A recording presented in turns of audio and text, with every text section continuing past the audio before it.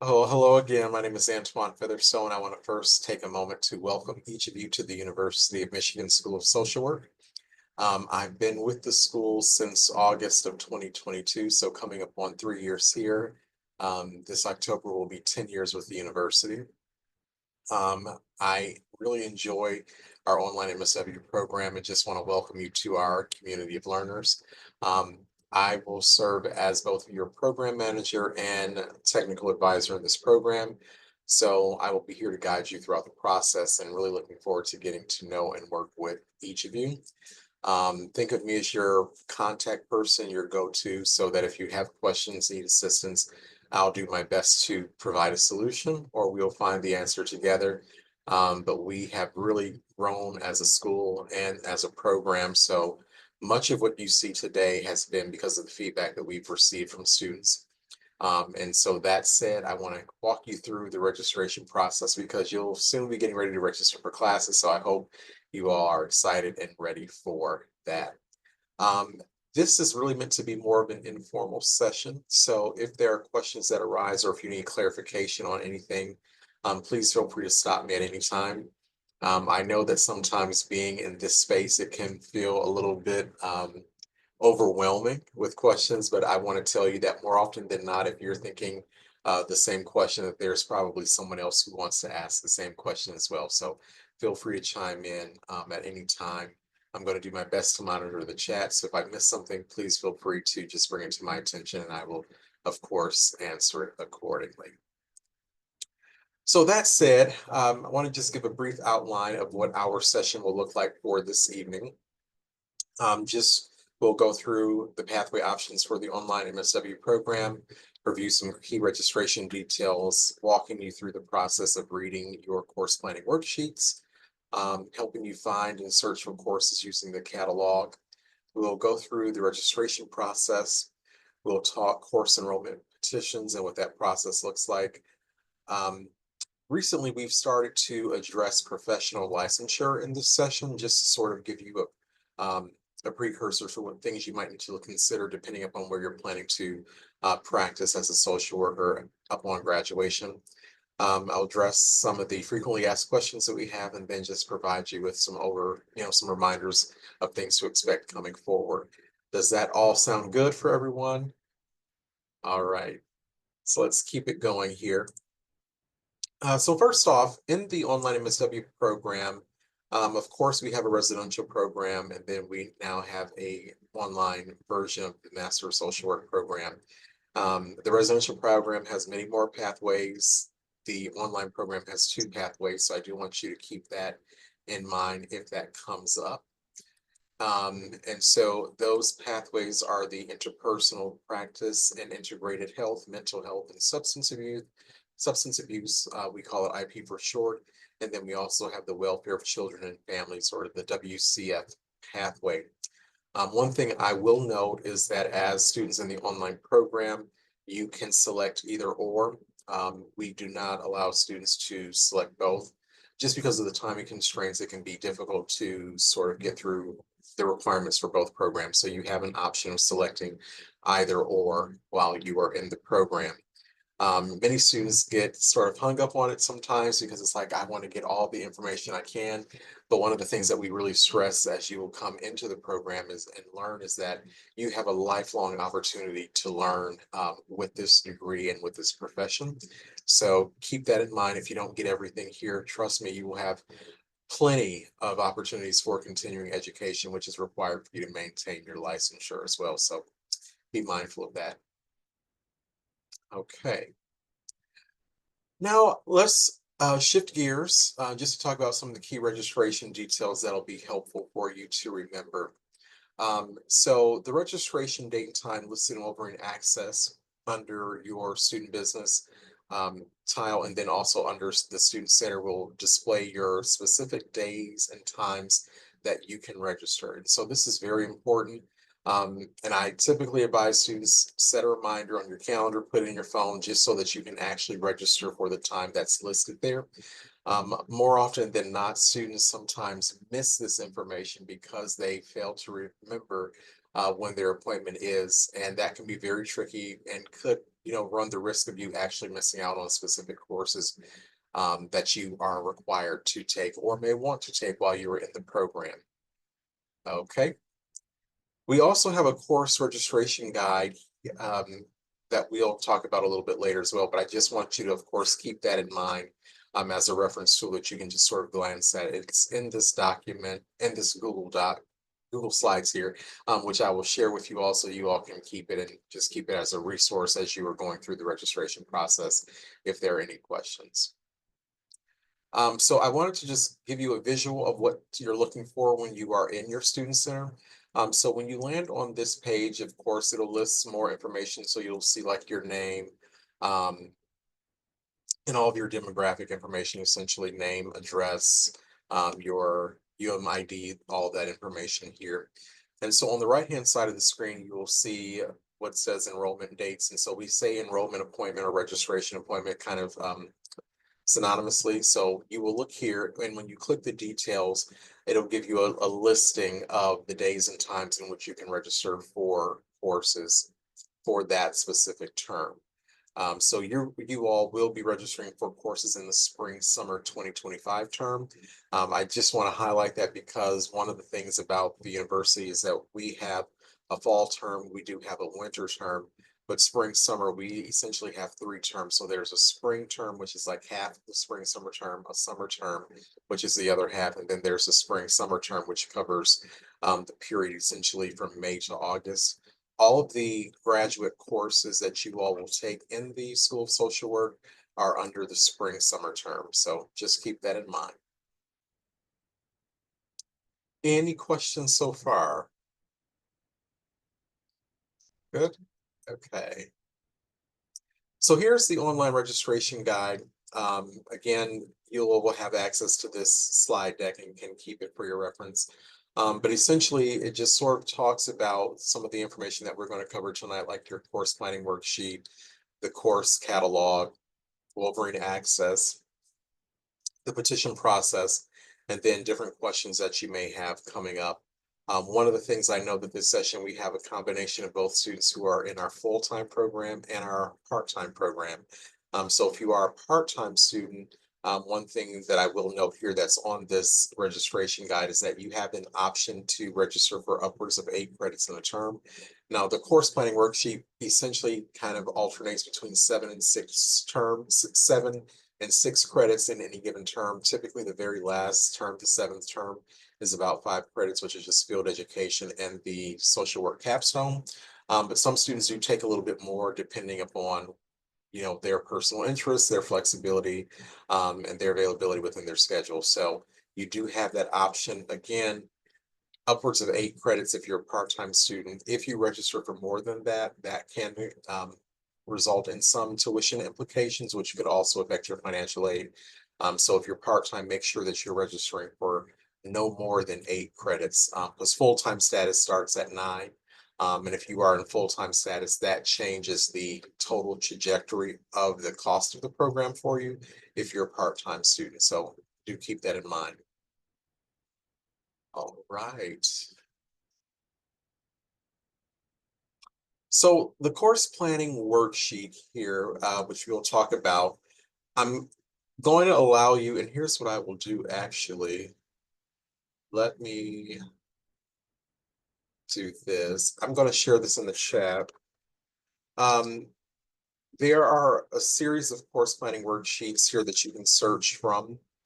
And if you want to, you can, of course, look at them yourself to, of course, select the appropriate course planning worksheet. So I did put that link in the chat. But when you get to the course planning worksheets, you will land on this page. Always start with your admission term. And then from there, you would select your curriculum schedule and then pathway. So I'm going to hop out of here for just a second let me go back. And you all can see my screen, okay, right? Okay. So I'm going to switch screens here just so that we can sort of take a quick look here. So I know that some of you are welfare of children and families, some of you are IP. So it's going to be a mix, but I kind of want to just give you a general breakdown of what you can look for, what you should be looking for.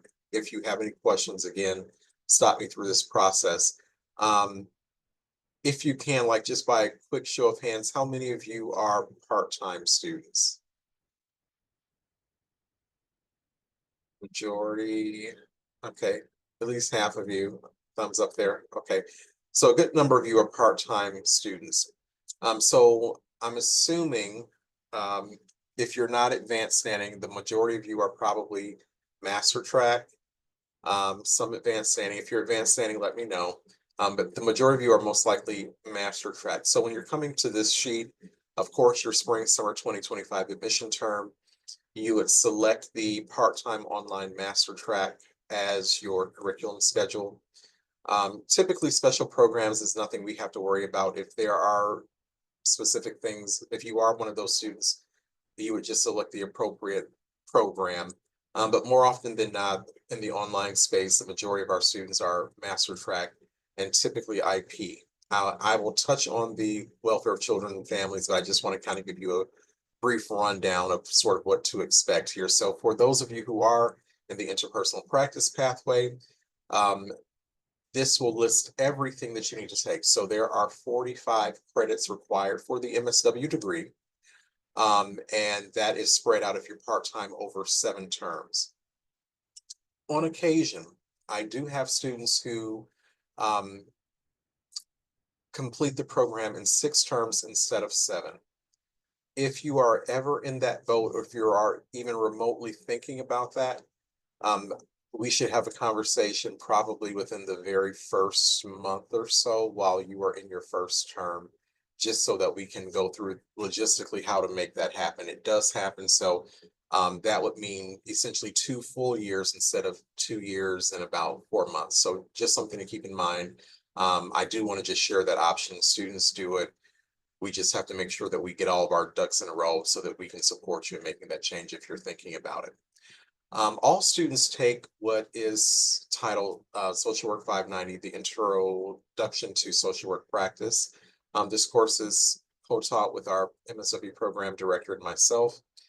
So all students, regardless of your pathway coming into the program, that is the course that you'll be taking that very first weekend in May. And then from there, there are a total of 7 credits in that term. So if you're master track, again, Intro to Social Work Practice, you'll take the Master Track Skills Lab and Social Work 600. By and large, what's on this curriculum sheet is everything that you're going to follow, and most of the items do need to be taken in that order, sort of sequentially. So most students will take, of course, like I said, Social Work 600, then in the second term, Social Work 601, followed by, if you see here in the third term, Social Work 602 or 603, and then in the fourth term, Social Work 604, 605. I do want to highlight Social Work 600 and 601 because they should be taken sequentially, because those courses build on each other, and then ultimately they prepare you for the intervention courses, which would be, again, Social Work 602, 603, 604, 605. Now, with 602 and 603, you're taking either or, and the same with 604 and 605. On occasion, I will have students who will say, I like 602, I also want to take 603. If that is you, one of those courses will fulfill your pathway requirement, and then the other would count as an elective course, okay? So you do have an option of either or. Some students do like to take both, some like to do one or the other. So just something to keep in mind. In terms of this sheet, now, it can be a little bit confusing. We don't name the term, so this will be your first term will be spring, summer 2025. Um, Unfortunately, we don't like name the terms in that way. So you can, of course, download these forms. Some students like to print them out just to write on them. If it makes sense to do that, you can do so. I want to touch briefly on some flexibility that you may have. So for instance, let's say in your third term, there isn't really an elective course that's really sticking out for you, or there's a course that, fits better into your schedule. So let's assume program evaluation and applied research fits better in your schedule, and you say, can I take that course from my 5th term and take it here in my 2nd term? The answer is yes. So you do have flexibility with moving courses around.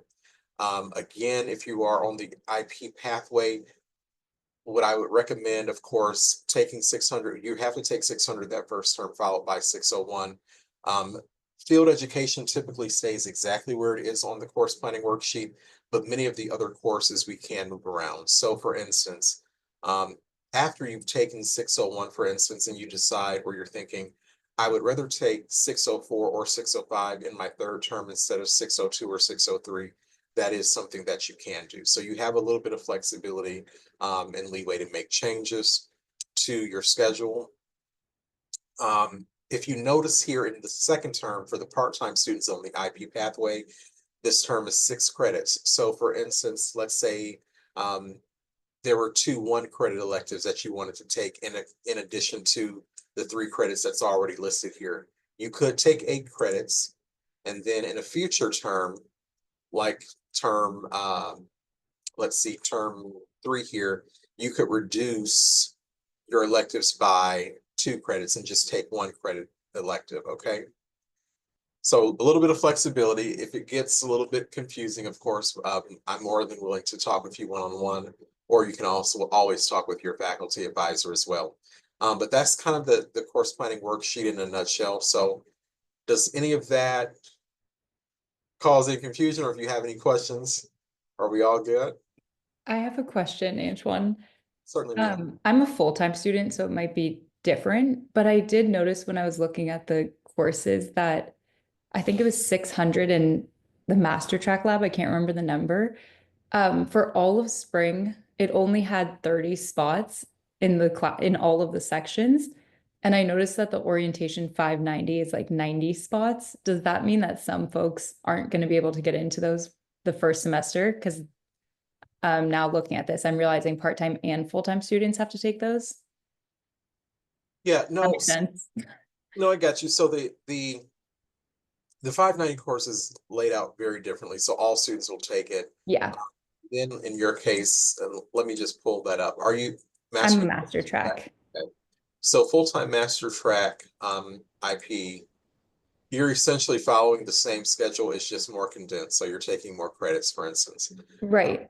But I So realize, oh, sorry, go ahead. no, I was going to say, so no, even with part-time and full-time, we make sure that there's space for both student groups to take those courses. Um, Okay. yeah, so if you're, and don't get worried, like, none of the courses should be closed, if that's what you work, like with 600, for instance, because we know that those are students who are in their first term taking that particular course. Okay, got it. So basically just ignore the actual number that it says on like Wolverine Axis.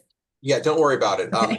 So, and we'll talk about it a little bit more, but all of our courses, typically, enroll 20 students for any given section. So that's intentional by the school. Even if there are, see, if the course is closed, for instance. So once a course reaches 15 students, our course is automatically closed. And then the 5 remaining seats are managed through the petition process. So that's a norm. Um, don't worry about that. I will say most of the students who do petition always get what they need, and in most cases what they want. Um, so don't look at that as an arbitrary number. There are multiple sections for many of those courses. But again, we save those seats knowing that those will be courses for students who are starting in their very first term. Okay. And then I did have one other question. Sorry. I was looking into taking potentially 601 and 603 at the same time. Would that be frowned upon or is that okay? Because I know you said they should happen sequentially. So the feedback from faculty is that students struggle because they do Okay, not complete 601 first. got it. Um, because you're applying and building upon that information to really take it to the next level once you are in 602, 603, 604, 605. And so it's laid out in your case, you're doing 600 your first term, 601 your second, and then in your third term, you're going to do 602 or 603 or both, and then 604 or 605 or both again. So there is that flexibility there, but yeah, and I'll say like this, I've had students who have taken 601 with some of those intervention courses and have done well. Um, it really is a mix. Some of our students who are advanced standing, meaning they have a bachelor's in social work, many of them come with that, some of that knowledge. So it's helpful for them and supportive of them actually taking those courses together. But sometimes it can be a struggle for some students. So I will say you have to know yourself well enough and be able to sort of apply the information that's coming through those courses to do well. But the recommendation of faculty is that students, they prefer that students take it separately, just so that they have the knowledge that they need to go into those intervention courses. Got it. Thank you so much. You're welcome. Okay. Any other questions? Okay. So yeah, so this is the course planning worksheet for the full-time students on the IP pathway who are master track. Again, if you were advanced standing or a 4+1 student, meaning you've come from U of M sociology or U of M Dearborn Health and Human Services, you would select the appropriate worksheet. But this outlines the courses that you will take. Again, there's flexibility in terms of moving things. What typically, like I said before, doesn't move is field education. And in this pathway, of course, 600, 601 usually are fixed. Some students do, as do take them together, depending upon their comfort level, not required. And of course, just like I said, the feedback from faculty, they prefer students don't. But you can sort of move some things around. Now, those of you who are full-time students, one of the benefits that you have is that though you need to complete 45 credits for the MSW degree, you can technically register for upwards of 18 credits within a given term. So some students enjoy that flexibility because it means that they can take more coursework because you're paying tuition a flat rate for the term, whereas our part-time students are paying per credit hour. So for those of you who are part-time, do keep that in mind, is that the cost of the program, the school does a pretty good job of actually equalizing tuition. Typically within the last 3 terms, there's a scholarship or grant for the part-time students to really make the cost similar to that of those students who are going through the program full-time, less time spending less money. But those of you who are full-time, you get, like I said, you enjoy the benefit of getting to take more coursework if you choose to do so. So just something to keep in mind. Any questions from anyone else? Full-time IP pathway. Sorry. I have a Oh, question. Oh, I'm sorry. no, go ahead. Okay, sorry. Okay, so just to confirm, so social work 590, that is just a weekend course, correct? That we get a 1 credit for and then we're done after that. Yep, so it's a weekend course, but there is some coursework that goes through the term. Like all of the assignments will be discussed. Once the class is over, there's just some things that you have to complete. Essentially, we keep the course open like through the drop-in deadline. So the whole weekend we'll meet the Friday, Saturday, Sunday, and then after that, there'll be some minor lingering assignments to complete. I have not had a student fail the course. It's a pass-fail class. I will say, I will say if you fail is because you literally did nothing. So you can, it's a pass-fail. You need like an 80% for the course. So pretty straightforward course, and it's really meant to sort of onboard you into our school, the lens in which we run our social work school. So that's that weekend in a nutshell.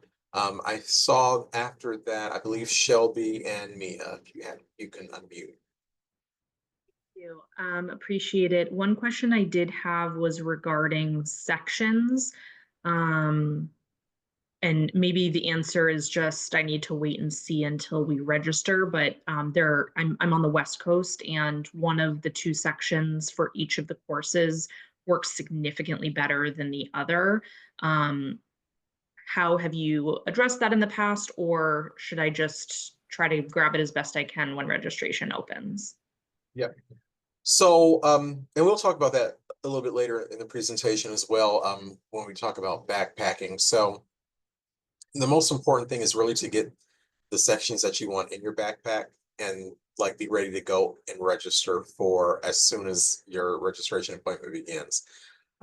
Your cohort, we're expecting, I believe, about 40 students. So there should be more than enough space for you to get what you need. Thank you. Yep, you're welcome. And we do have, and just so that you know, we do have students on the West Coast. Nevada, California, Washington State. So, Mia, am I saying your name right? I'm sorry. Yes, yeah, it's Okay. Mia. And Shelby, I had that same question because I'm in California. So thanks for bringing that up. This might be too specific, but I was looking through the classes and I noticed for the foundation field, it just has like different faculties. Some are in person, some are obviously we do the online ones, but how do you know which to register for based on the faculty assigned to the class? Good question. I'll get to it. Okay, thank you. Yep, I'll get to it. And just so that you know, yeah, our vice president for student government, um, I believe he's in California. So you can be involved in student government. So I'll just put that out there. Um, let me check the chat. Someone asks, generally cohort. Each cohort varies. This particular cohort, like I said, I think we're expecting about 40 students.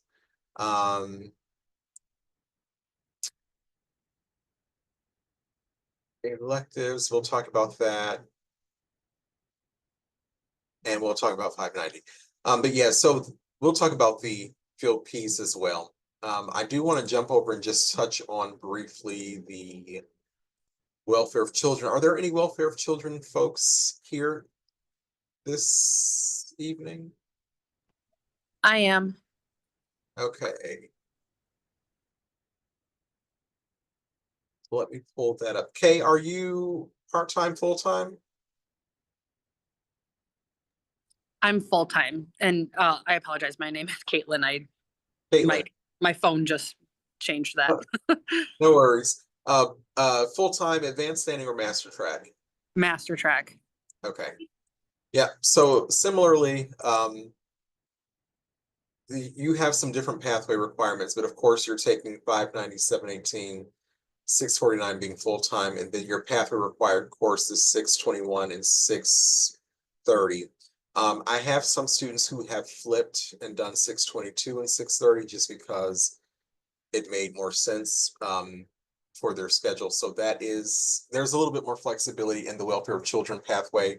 Not as many pathway required courses, but typically, again, this is the model that you're going to follow for all of your coursework. You have a few more electives in there. One thing I do want to highlight for the welfare of children pathway, regardless of your part-time or full-time, there are these required children, youth, and family pathway required electives. So there are a ton of courses that will fulfill that. So I'm going to also show you a pathway course list that will be a good sheet for you to reference. It's not perfect, but it sort of captures the options that you have available to you as a student in the online MSW program. So again, this is the full-time sheet. I do want to just pull up briefly the part-time sheet just in case for those who may not be here this evening, just for reference. Similarly, everything is broken out by term, as I said before. Some leeway to move some things around. I should note most of our master track students, you are starting field education in your 5th term.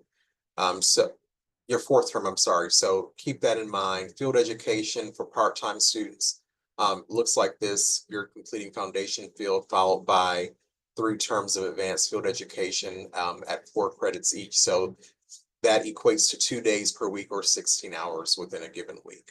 Okay. And we're going to talk a little bit more about this a little bit later as well. But any questions on any of that with the course planning worksheets? Does everyone feel comfortable? Good so far. I'm so sorry. I have another question. Yes. When you probably will go over this with the petition sheet, so I'll wait until then. Sorry. Yep. Speaking of petitions, if you have petition, please don't yet until your registration appointment. So we'll talk about that, but don't petition yet if you're seeing things. So we're getting there. All right.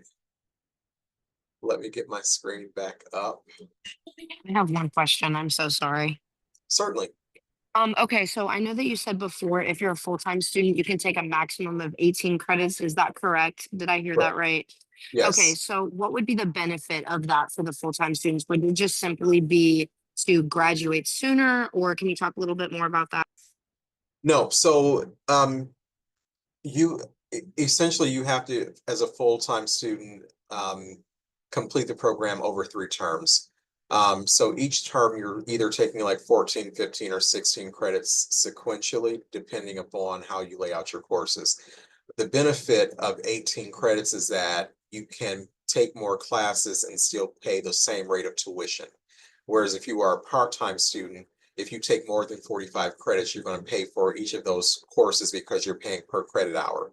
So the cost of the program goes up on the part-time side, whereas on the full-time side, you're going to pay the same thing whether you take 14 credits or you take 18 credits.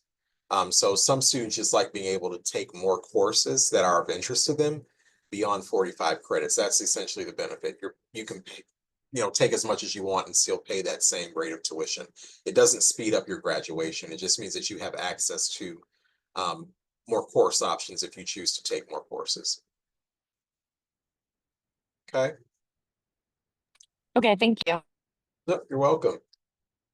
All right.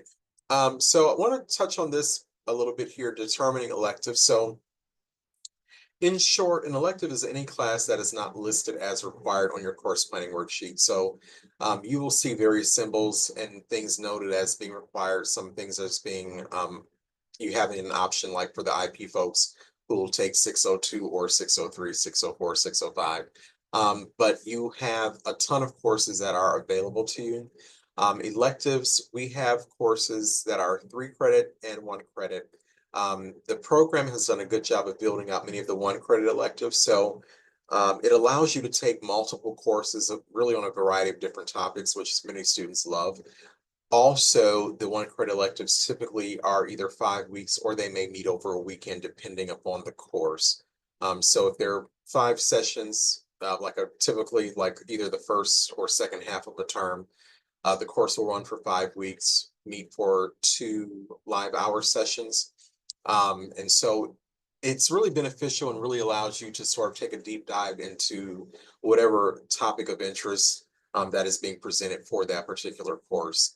I did talk on this pathway course list briefly just to bring, like I said, I want to bring it up to share. So it's not a perfect list. And I'll show, for instance, what it does. So for students who are in the interpersonal practice pathway, it'll list all of your required courses, but it doesn't like go into great detail here. So yes, you take 600. Yes, you take 601, 602, or 603.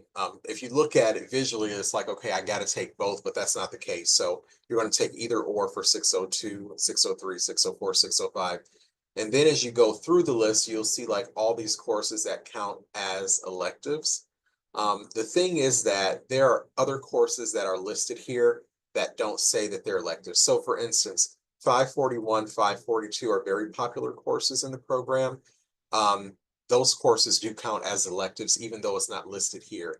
So these are like courses that usually are kind of, I don't want to say associated with the pathway, where those courses are kind of hosted by that pathway. But many of these other courses, 626, that's a very popular course, 628 in the online program. All of these courses, because they are in the School of Social Work, they will still count as an elective course for you, okay? For those of you who are in the Children and Families pathway, similarly, 621, 622, 623, don't worry about that course. I believe will be sunset at some point. And then we have 630. So those are the 3 required courses. You see all of these various pathway related courses that are counting as electives. So on those course planning worksheets, for those of you who may have noticed, you see where it says it needs to be a welfare of children and family pathway elective. So for instance, 617 will fulfill that requirement. Same with 626, 627 for those of you who are in the welfare of children and families pathway. So it's not a perfect list. Like I said, it's really meant to just sort of serve as a guide. But even if you scroll down and you see that there are other courses that are of interest. So for instance, if you are a welfare of children pathway student and you say, I'm really interested in taking social work 659, though it doesn't say elective right here, it does count as an elective for you, okay? So you have a lot of flexibility. The other thing with this sheet is that it shows courses for both the online and registered and the residential program. Please know that all of the courses that are offered in the residential program are not offered in the online program. So just keep that in mind as you are searching through this list and looking at course offerings. But I do want you to have this as a framework because I get asked that question all the time, like, is there a list? We don't necessarily maintain a list of electives because any course that's offered by our school is inherently an elective course if it's not a required course. Does that make sense for everybody? Okay. So keep it just as a resource. Like I said, not perfect, but it does serve as a guide and can sort of give you some visually some direction. Okay.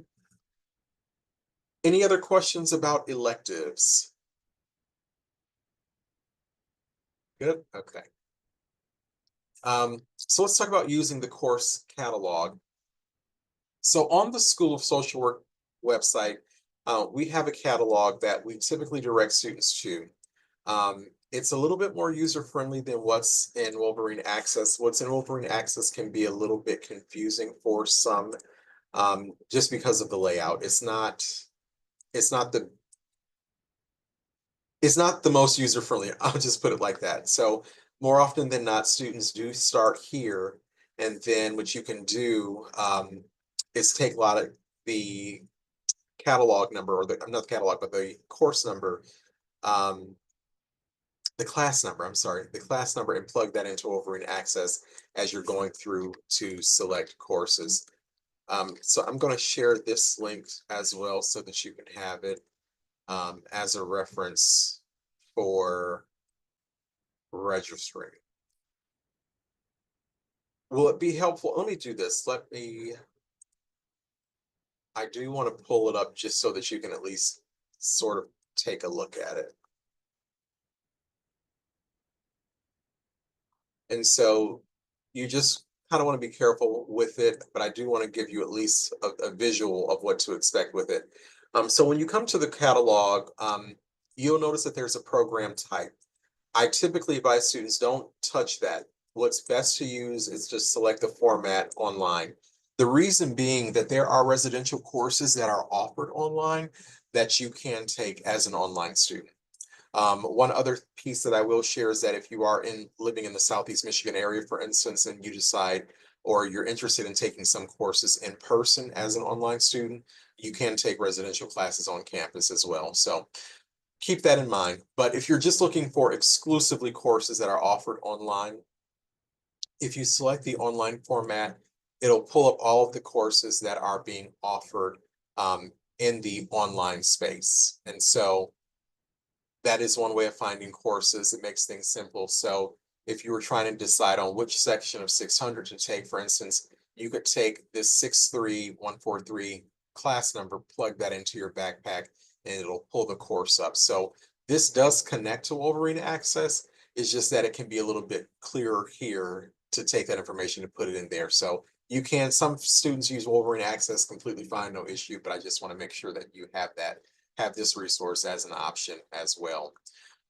The other question that comes up is like elective credits. So we don't really have like any 2-credit electives, but if you're looking for, say, a 1-credit elective, you can expand your search, specifically select a 1-credit course, click the advanced search, and then it will pull up all of the courses that count as for 1 credit that you can use as an elective. So just something to keep in mind, again, also as another tool as you work through this course catalog, okay? All right, let's switch back here. So yeah, with using this catalog, make sure you're in the right term, and of course the online format as well. Any questions on any of that? Yeah, I've got a quick question, Angela. Sure. So for the classes that are online, but it's designated for the residential, so trauma basics, for instance, is one of those. There's no components where we would have to occasionally go on campus or do any testing like in person, correct? No, there is, I believe, like a hybrid option. So if it lists that, just read it, but those courses, if they say distance, they are usually 100% fully remote. There are some courses that do count as hybrid, but I believe their designation will show that they're hybrid. Fantastic. Thank you. Yeah, so and it's not a ton of those. The one that comes to mind is like the animal therapy course that has like a an in-person component, and it's also like an online component. Like that's the only one, but it does clearly state like in that one, I believe that it is hybrid. So that's like the, I would say the only one off for the most part. Okay. Let's get to the registration process. So after you determine the classes that you need or like to take, you can backpack them over in Access. So backpacks have been open since March 19th. Backpacking really is just sort of like window shopping. So you get to put all these courses in your backpack that you might want to take.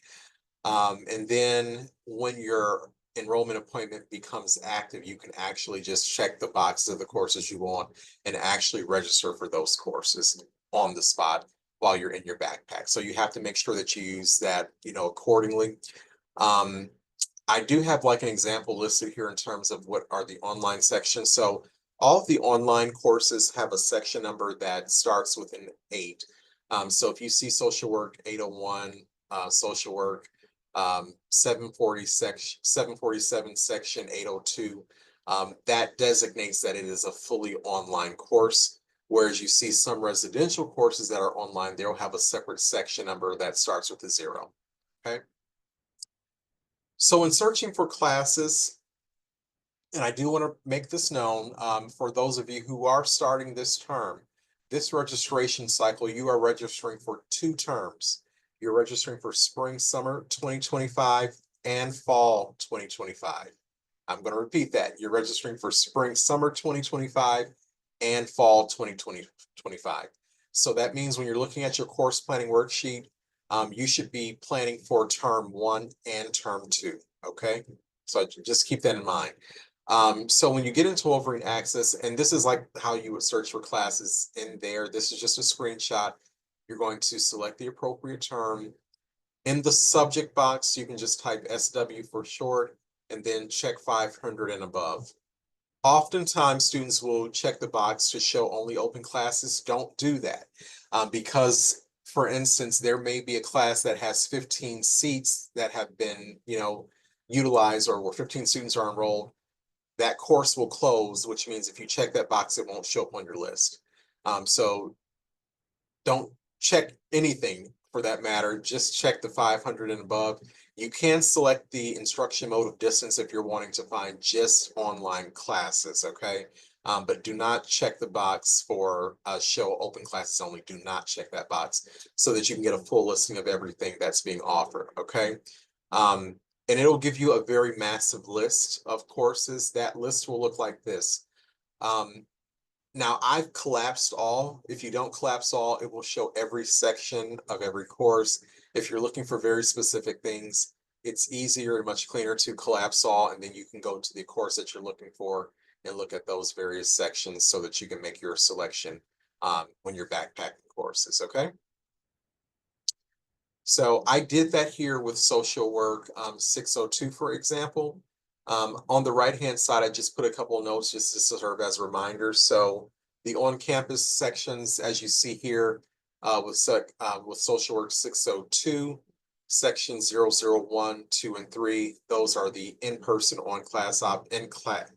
in-person options of that class. And then if you see below sections 801, 802, those are the online sections. So just keep that in mind as you're going through the process of actually searching for courses in Wolverine Access. But again, if you start with the school social work catalog, that will be much clearer and cleaner to view. But I just want to show you this option as well if you're searching for courses exclusively in Wolverine Access. One other note that is listed here, if ever you are taking a course that is in the residential program that is offered online, please know that they have a different model. And so their courses meet for 3 hours, whereas all of our online classes are in session for 2-hour live sessions. So that is a difference. Keep that in mind as you're looking at residential courses that are offered online, okay? Any questions about any of that so far? One question to ensure that I'm distinguishing between online only and in-person with an online option. In addition to starting with a 0 versus an 8, if it has the word remote, I just want to confirm, is that for the online program? For the most part, yeah. So no, well, no. You will see, usually you will see remote. Occasionally you may see distance. So it just depends on the offering. But as you're searching through, and I would honestly, I would have to take a look at even what some of the courses are. But for the most part, let me just pull, for instance. Okay, so it sounds like it's better to look at the number rather than the room type. Yeah, I mean, look at the number, but for instance, if you're taking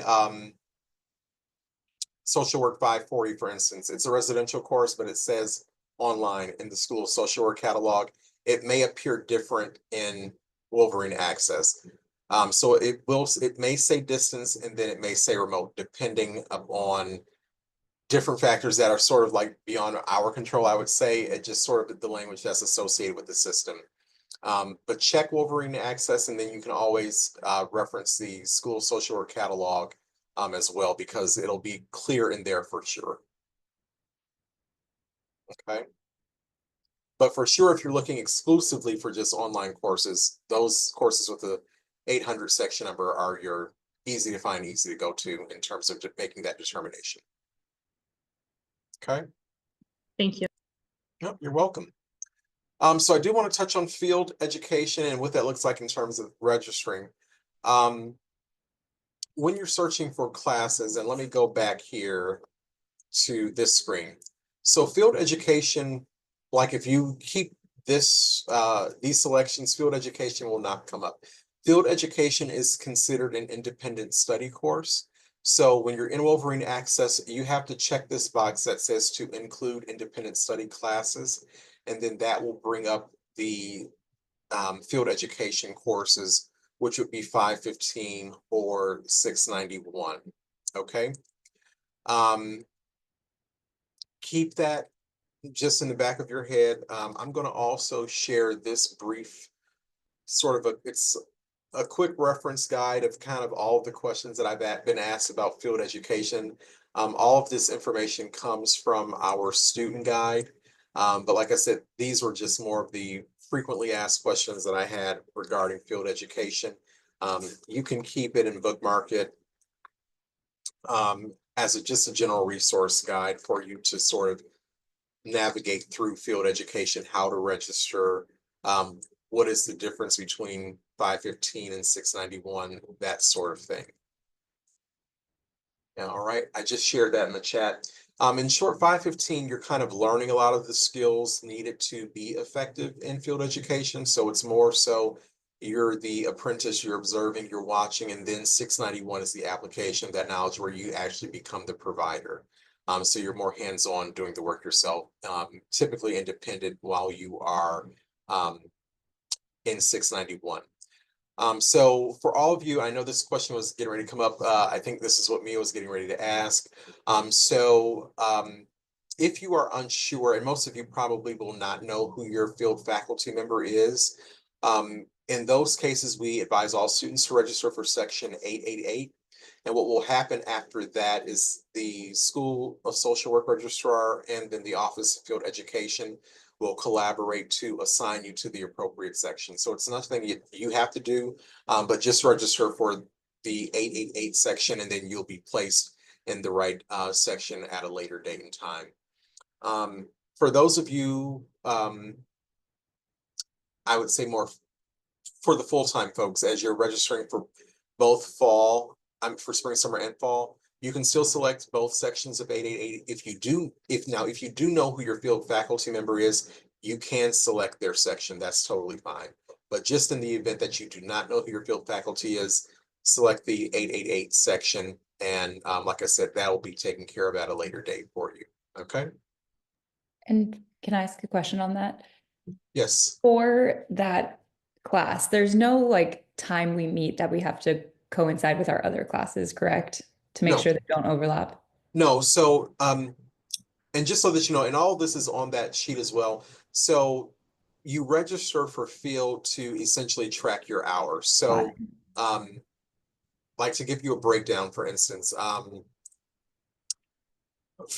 social work 515, 1 hour of 1 credit of 515 is equivalent to 114 hours. So you accrue 228 hours in foundation field. And then once you get into advanced field education, 1 credit is equivalent to 56 hours. So typically for you being full-time, you'll be in 6 credits or 336 hours total over 3 days or 24 hours within a week. So that can look differently. Typically, students who are part-time, you will do 224 hours in a term for 2 days per week or 16 hours a week. Again, that's because advanced field education, 1 credit is equivalent to 56 hours. So there are like some minor assignments, but you're not actually meeting in a class. It really is you just being in field education. So that's how we actually register and track, and then you will receive like a pass fail grade depending upon how you perform, or marginal grade. It just depends. So as long as you do what you're supposed to do, being timely on documentation, doing well in field with your agency clients, students do well and actually pass field education. So, but there are some webinars that will come up after you've been admitted and start the program. Well, you're admitted, of course, but after you actually start the program, we have a welcome webinar, and then there's also a webinar for students who are starting field education in their very first term once they get into the program here. So any questions on that piece? I have a quick question. Certainly. Um, if I'm a full-time master track student, for the first semester, is it 16 hours of field education that first semester, the spring, summer semester per week? Yes. Okay. Thank you. Yep. Yep. And so implicit there on that sheet, the 228 hours spread out over the term 2 days a week would equate to the 16 hours a week. Thank you. Yep, you're welcome. And so, and just so that you know, so for everyone who takes foundation field, that is the case. For those students who might be advanced standing, if you're full-time, you typically do not take field that first term. You start in your second term. If you're part-time advanced standing, you would start field education in your 5th term because you're not taking foundation field in that case. So just something to keep in mind. But if you have questions about it, of course, we can talk about it for sure. All right. I want to keep going here. So we've talked a little bit about that. One question that comes up frequently is the instruction mode. So regardless of where you are, the instruction mode for field education is in person. There are very few virtual field placements where you're meeting on Zoom or doing work in that capacity where you're completely online. Very, very rare. So the instruction mode will be in person, even though you are an online student, okay? And I've noted here on this example here, again, you're selecting social work, checking the box 500 above, and then making sure that you check to include independent study courses so that you can pull up 515 and 691 in that massive list of courses that will display for you, okay? So I want to touch on course enrollment petitions as well. To be very honest with you, petitions is just a normal part of being a student in the School of Social Work here. Petitions are not a guarantee, but and really it's because we try to make sure that we're prioritizing students who need certain courses. So if a student is getting ready to graduate, for instance, they typically have the priority. In your case, as being first term students, there are certain courses that you don't need to take right away. So we can always make adjustments and shift things around, meaning you take electives earlier, if need be, if there happens to be something that a student desperately needs. Like I said, mostly everything that's being offered in the first term typically is just for you anyway, so there really shouldn't be much petitioning for you. There may be some petitions required for like elective courses, likely, not a ton. So we want to make sure that as your enrollment appointment comes up, and I'm going to have the enrollment appointment listed in the reminders as we get a little bit further in the presentation here. But make sure if you're going to submit petitions that you would start submitting those petitions at that date. So April 11th. If there's a course that's closed, have those petitions in right away so that once decisions are being entered, you can receive a notification if it's needed. So we have this, like I said, this petition process really to just ensure that students complete their program requirements, to give preference for those who need it. And it also allows us to keep our classes pretty small, but it also helps us to sort of gauge the interest of students who are interested in particular courses. In certain instances, we've had cases where we've missed the mark, meaning that we didn't plan the correct number of sections. So if there's an overwhelming sense of interest, it's possible that a section may be added. It's not a guarantee, but it can be added. So keep that in mind. With that said, here's a brief video on the petition, so I'll let you listen. This is Barb Hills, our program director. She and I will be co-teaching your 590 class. Can you all hear okay? Social work career, you will likely have to petition into closed courses. Sometimes you need to petition into several. Undergraduate students and students from other units and departments must also petition to take any social work class. So here's why. The School of Social Work holds back a small number of seats, usually about 5, so that we can accommodate students who need classes to meet their program requirements. So if it's your last semester and you need to take a class to graduate, this petition system is the way that we can help ensure that you receive a seat, rather than those seats being filled with people who are just taking the class early or maybe taking it as an elective. Helping you fulfill your program requirements is our top priority with the petition system. So while you might receive the permission to the specific class you petitioned for, in times when that's not possible, we may also issue you a permission for a different course or a different section that fills that same requirement. Sometimes these permissions also help us understand that maybe we've underestimated student interest in a class or in a specific section. In these cases, new sections might be added due to that demand. While our top priority is given to students who need a class to meet their graduation requirements, there might be other reasons that you need to make a petition. You might have caregiving responsibilities that make a certain time block preferable.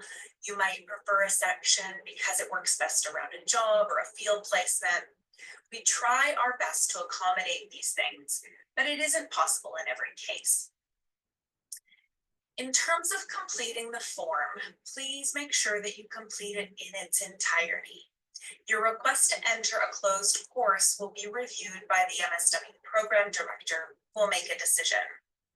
You'll be informed of that decision through your U of M email address. Please note that an approved petition means you still have to add the class to your schedule through Wolverine Access in order to actually be enrolled in the class. I wanted to give you just a few tips for completing your course enrollment petition. Tip number 1, please be specific.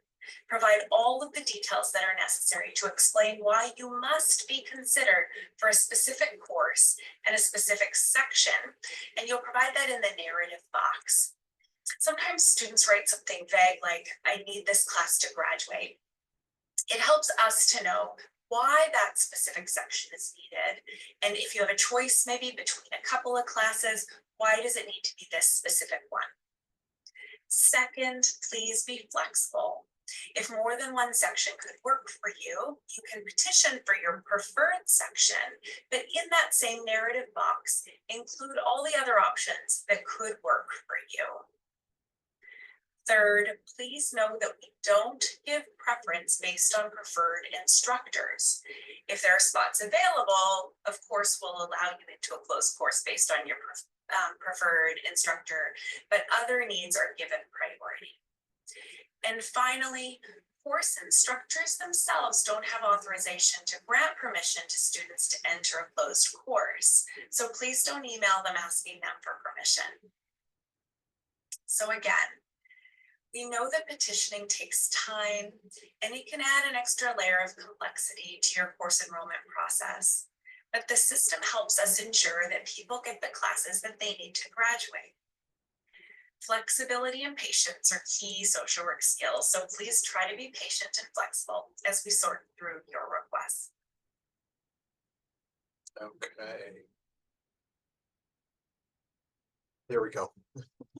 So any questions about the petition process?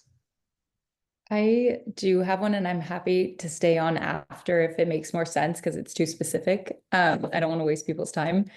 But I called the registrar office for social work, like I think last week, because I was confused because classes were filling up. What happened? And the woman working there did tell me to fill out petition forms now for any of the classes I wanted. She said it doesn't hurt. So I did that. But then I know you said don't fill them out before your enrollment date. And I'm happy to stay on after because I know this is specific. But what happens in that sense? Yeah, so my counterpart who runs or manages the residential program really monitors and goes through the approval process. It's really not necessary that early for you as incoming students because the most important thing is to get into the courses that you actually need first. And then we can kind of go from there. But I would say if there are courses that are closed after your date, that's when you want to make sure that you are starting to actually enter those petitions as needed. So I did share the slide deck just so that everyone knows there is a link on that video page that will take you to the course enrollment petitions list. So in your case, and she and I actually, I believe, talked about you, Mia, so we did see them. But yeah, typically you would just enter those when your appointment actually begins. So you have, So like, you have some time. Yeah. should I've already submitted them and I know I felt like crazy. I was like, I'm submitting them so early. Yeah. But that was only because they told me to. Should I submit them again on April 11th or how does that work? We can chat after. I know, I Okay, think that yeah. you'll be fine. Like I said, we noted that they're in there. Okay, So. sorry about that. No, no worries, no worries, no worries. All right. Let me see here. I do. Can I, So, oh, sorry. go ahead. I'm sorry. May I ask a quick question, please? Hardly. We're not supposed to have signed up for any classes yet, correct? Not until the date and time that like all our classes are in our backpack, and then when our scheduling time is, that's when we sign up. Is that correct? Right, because the system won't let you prior to that date and time. Yes. Okay. Okay. Yeah. Yes. So okay. that So full classes, we shouldn't worry about that. No, so if the class is closed, of course, you're going to petition. Like I said, Yeah. it'll be like those first 15 seats get taken away if they're full. The class will close, but you would still have an option to petition at that point. The good thing about this registration period is that this time is allocated for students in the online program. So I would say make sure that once you have completed your registration process, if there are things that are closed, of course, submit petitions specifically for the courses that you need or interested you. in. Yeah. Okay. No problem. Thanks. No problem. So that's that. Yeah. I do want to touch on professional licensure. It has come up a little bit more for a number of different reasons.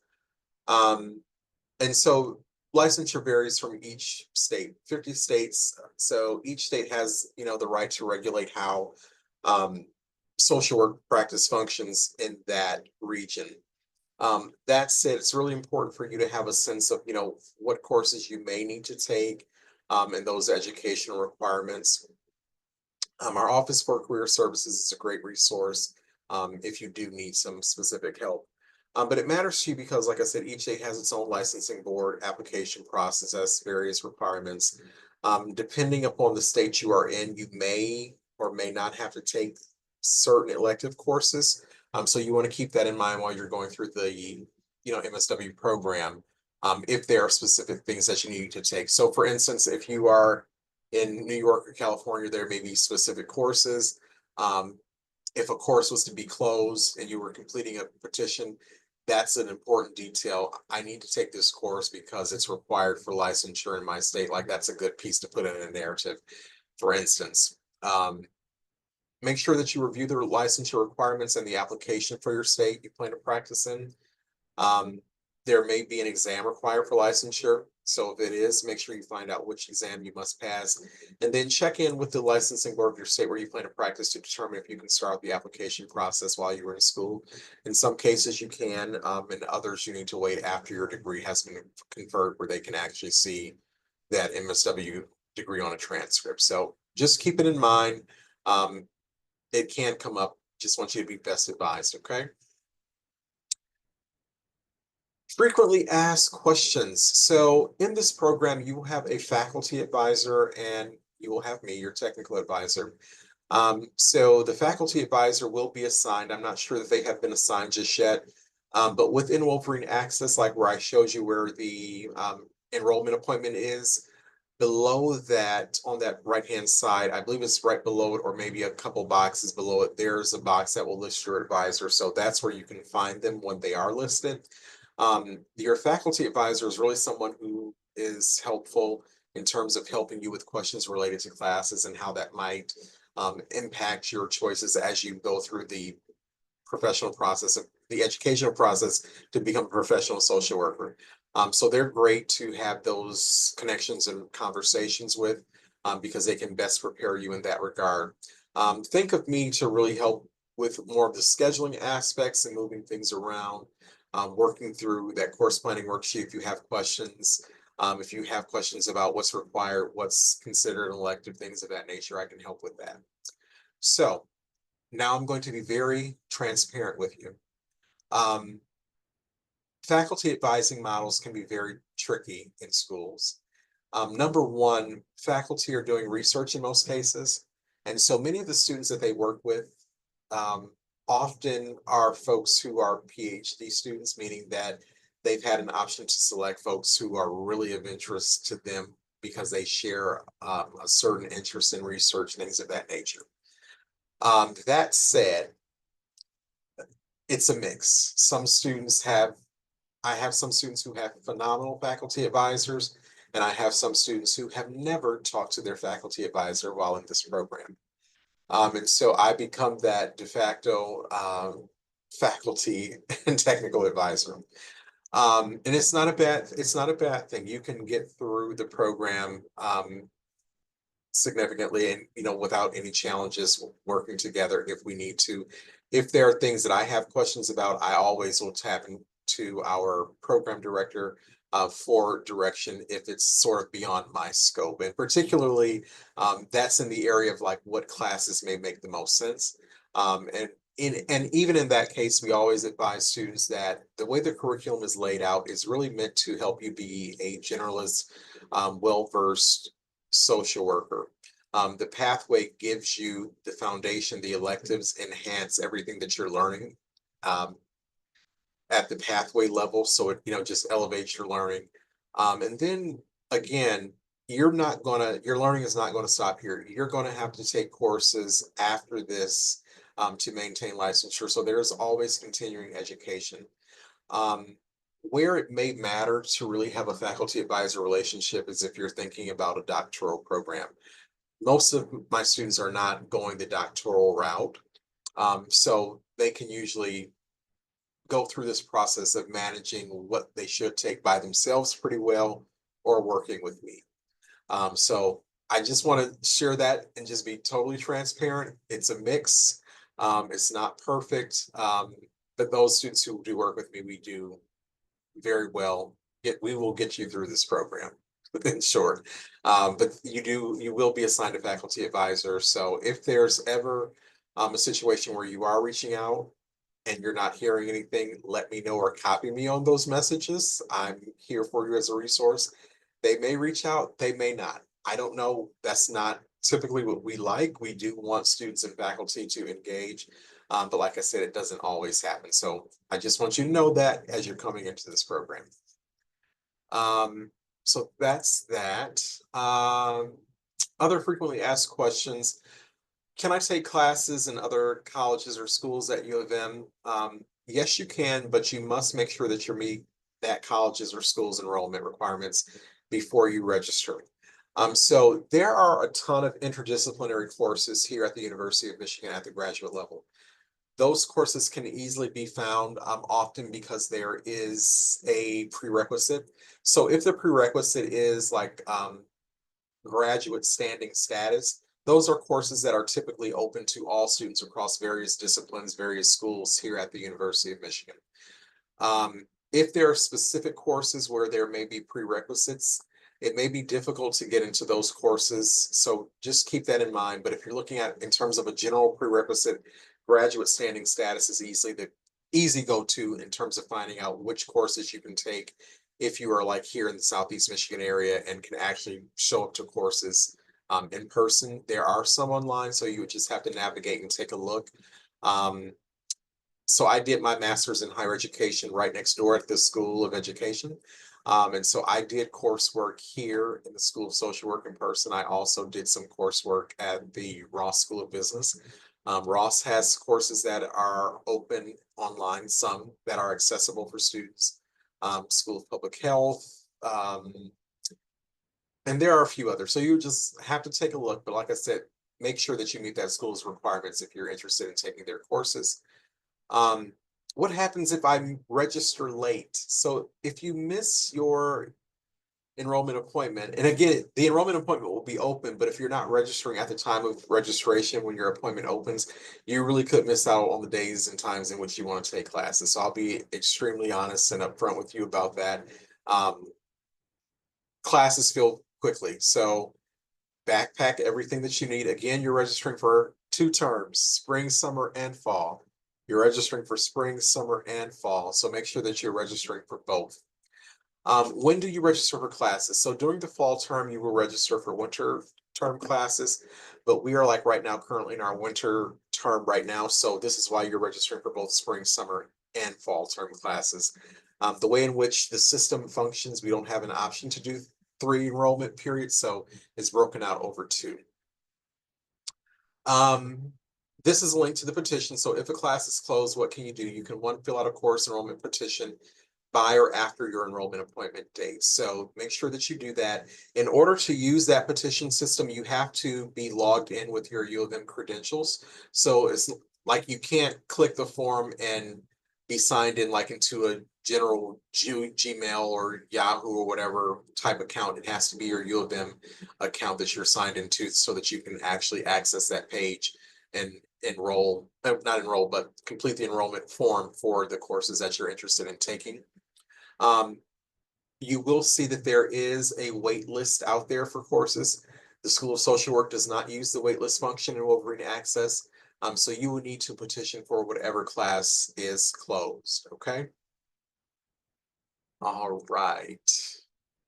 Coming to the end, trying to make sure I honor your time. I'll stick around for questions, of course. This is another big one. Can I take residential classes? So online students can take courses offered in the on-campus or residential MSW program, but just some things to keep in mind. Number one, just be mindful of the class times and course expectations. As I shared earlier, on-campus courses typically meet for 3 hours each class.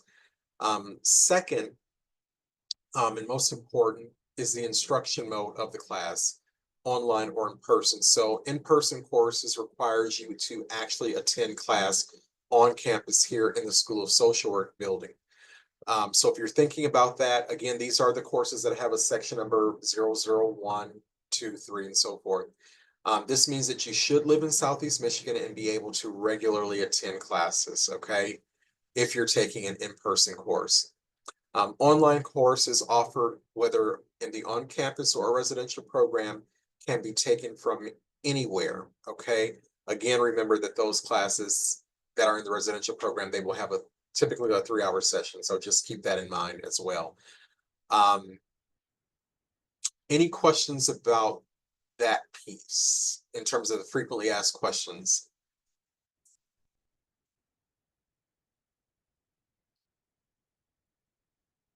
Okay.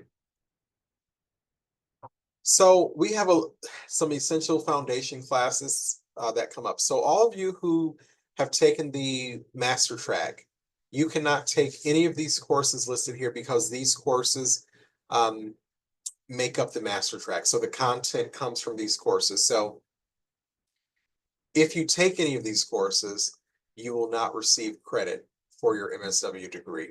They will not count for credit towards your MSW degree. So please make sure that you're not taking those. The only course that really can be taken is by advanced standing students, and that's Social Work 505. That's the only exception. And again, that's for advanced standing students.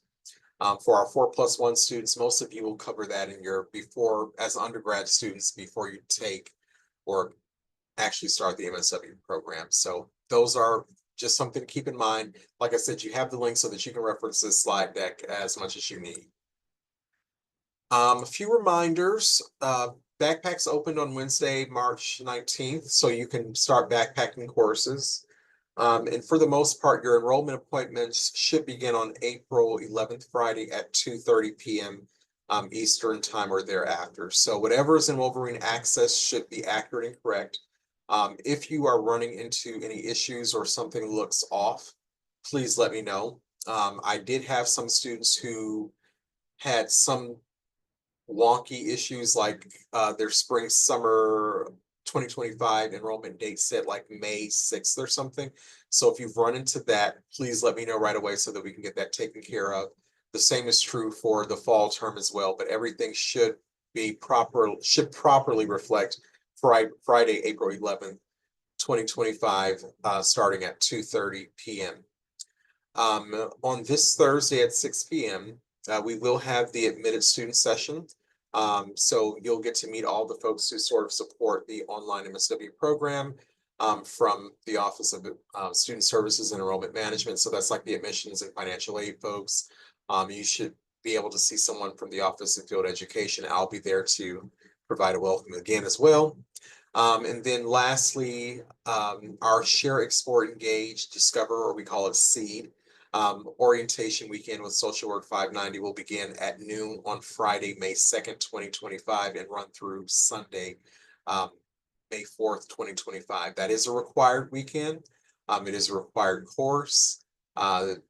It's fun because you get to know everyone. It is a lot of work, I will say. So we have some class sessions. You'll have some breaks where you get to sort of, eat a little bit, read, watch videos, things of the nature for class before you come back. But it's really provides a great introduction into our School of Social Work here. So make sure that you plan to be present for that. We advise students as always, hey, have treats and snacks if you have fur babies or if you have kids around. We expect all of that. We're not afraid, and don't feel nervous like if you are holding your kid or your cat walks across the screen. We have all of that. We expect it in an online space. So it's just part of our learning environment. All right. Again, I'm your program manager, so that's my contact information. If you need to schedule a one-on-one appointment, you can do so. I typically keep my calendar up to date with dates going at least a month out or more. If there is ever a time that you see that there are no dates, email or call me. We also use Slack, which we'll talk about probably in the admitted student session. But you can always send me a Slack message as well. So if you've ever run into any issues, or if the appointments that are listed do not fit your schedule, call me, let me know, email me, we'll figure it out, we'll make it work, okay? So thank you, that's all I have for this evening. I'm going to conclude the recording, but I will stick around for questions if you have any. But again, thank you all so much for joining me this evening, and have a good evening.